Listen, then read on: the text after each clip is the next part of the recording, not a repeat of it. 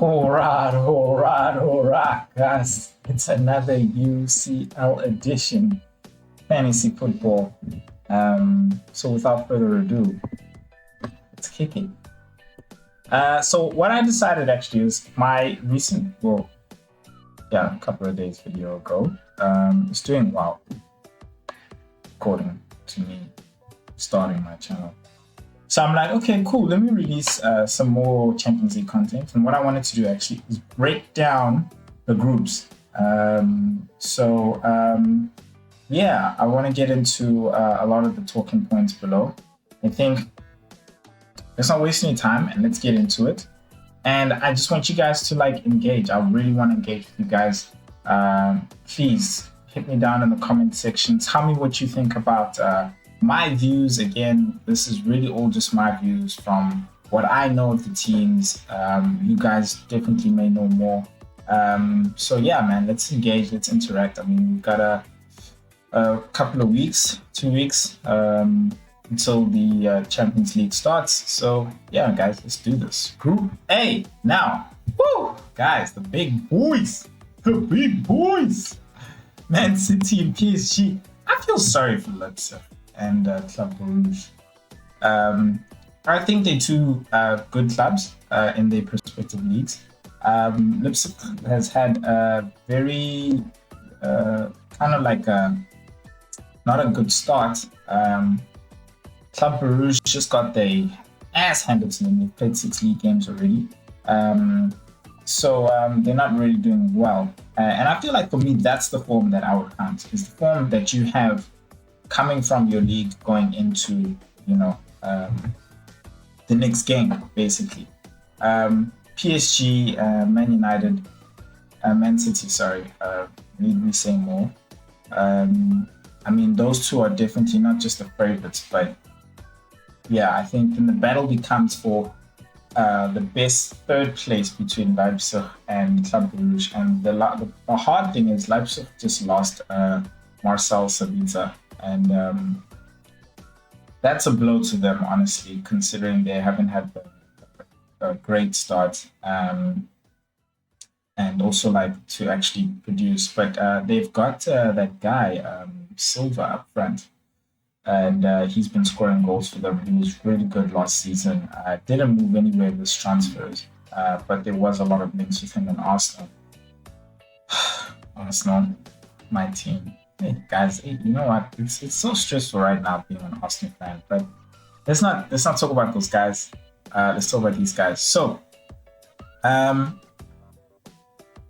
think for me, if I was to get into group predictions, going from the bottom, I do think Club Brugge will be 4th. I see Leipzig being 3rd here. As one of the best 3rd places,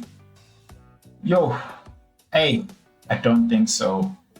Because of this group, because already they're gonna lose 6 points there. Not even 6.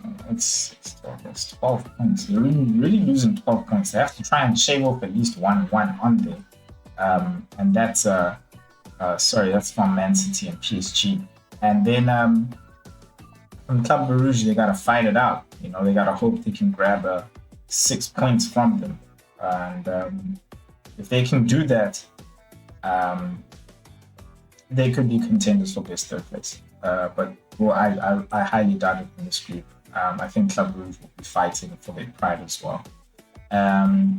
Between PSG and Man City, so Messi and the boys are there, and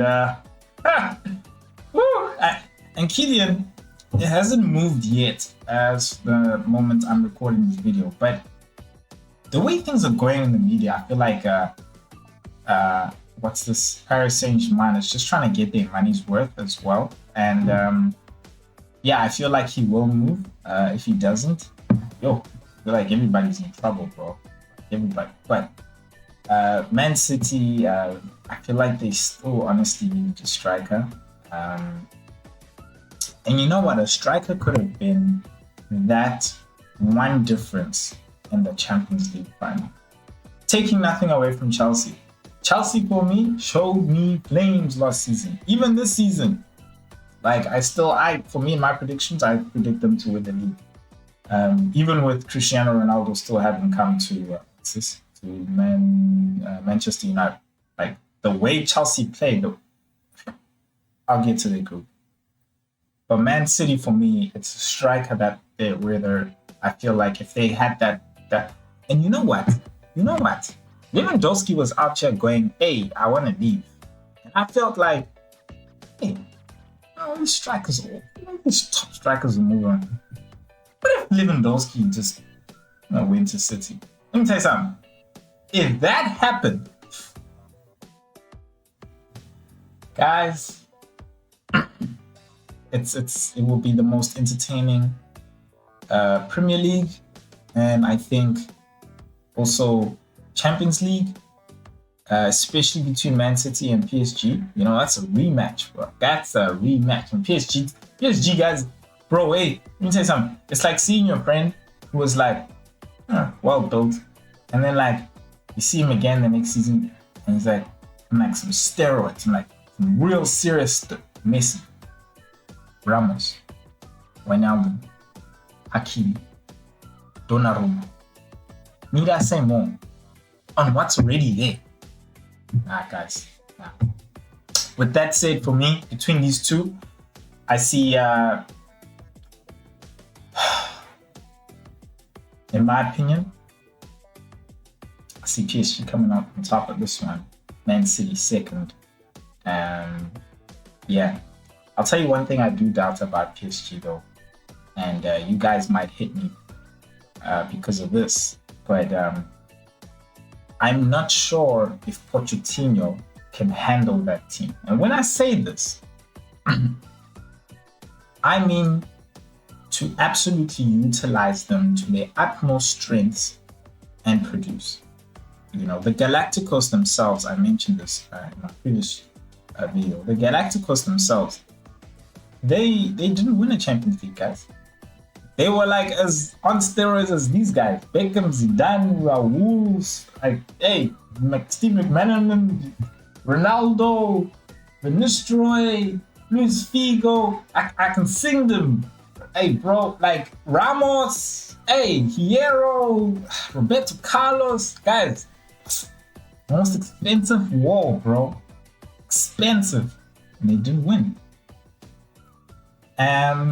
Again, I'm not sure who the coach was back then, but you can have a great team, but if you don't have the right driver behind the car, you have a problem. So I'm not sure if he's a man. He did very well last season, I think, when I watched them and they defended against this team, Bayern Munich. I was like, yo, these guys are solid.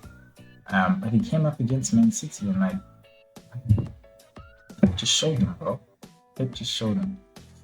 So yeah, looking at the fixtures, first fixtures, I would say, even without even looking at the fixtures, you're definitely gonna have Man City and PSG players in there. Let's take a look on the left-hand side. I think it's the guys' right-hand side screen. You have the top 10 most selected players there, right? And of course, Messi's at the top. And this is within the group, right? Top 10 most selected players within the group. Definitely players you can also build a team around. I would say that with the top players for 11 million, 11.5 or whatever. And Messi at the top, Hakimi on the right. He's somewhat got that strike going up the right wing, and he can also really score. So he's also really an asset. Messi is just like, sorry guys. Messi's just somebody to force to be reckoned with, like Champions League as well. Now he's also got the boys behind him. Like, yeah, man, it's crazy. So he's definitely someone that's going to be a danger. I think even if Mbappe leaves, you still got Di Maria there. Who would really help him in the midfield behind him as well. I think he's going to be a false nine. I saw like a snippet of him playing his first match when he came in for Neymar, and he seemed like a false nine dropping into the center there as well. So yeah, I feel like he'll be linking up a lot of the plays. Most likely, you'd see him not necessarily scoring that much, but sort of like starting the movement going into the final third. But I wouldn't be surprised if, of course, he's like doing those tap-ins and stuff like that. I think, and he's not really here. But I didn't even notice that. Do you guys notice in this top 10 selection, there's no Neymar? Interesting. These are the most selected players. There's no Neymar. So you guys bag Messi to be the most, to score basically more. Well, to also be more of an influence, of course. But usually when I pick my top guy, which I would build around, and that guy's got to score. I won't lie, he's got to score, I just want to stay away from this group because they're so powerful, Man City and PSG. Anything could happen, regardless of my prediction. Like anything can happen. And I just want to stay away from it. I'd rather go towards the easier groups and stuff like that. I feel like Chelsea's got an easy group, Man United's got an easy group. Borussia Dortmund's got an easy group. Then looking down at Ramos, he's the third best there with 28% people selecting him. It's not a bad price, but I just haven't seen him featured much. I've seen Marquinhos, not Kimpembe. I don't think I've seen Kimpembe pretty much in the league. But I'm interested to see how they start him in because that centre defense, I feel like you need Marquinhos and Ramos. And just the names are insane, guys. I'm sorry. They really are insane. So I think if you're gonna spend your money, that's who you. And I feel also, without saying, I think Kylian Mbappe is another person to watch. He's 10.5, so he's not all that expensive as to like Messi and all these other guys, and he's definitely gonna be adding goals.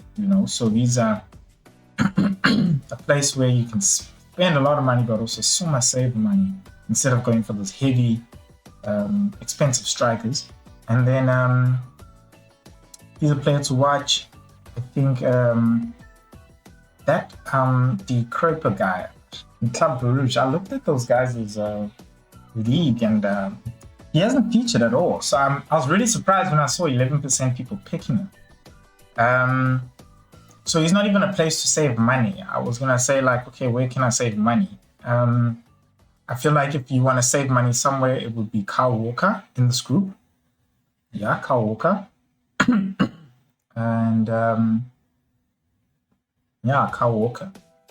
Otherwise, I think those would be the guys you would watch and the guys to spend money on as well. So yeah. Guys, let me know what you think. Hit me up in the comment section. Remember, I want to make this as reactive as we can. And then also, please hit that like button, guys. Please hit that like button. Without it, I won't know if you really like these videos or not.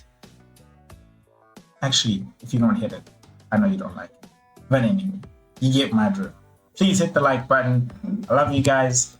And I will see you next time in the next breakdown. Peace.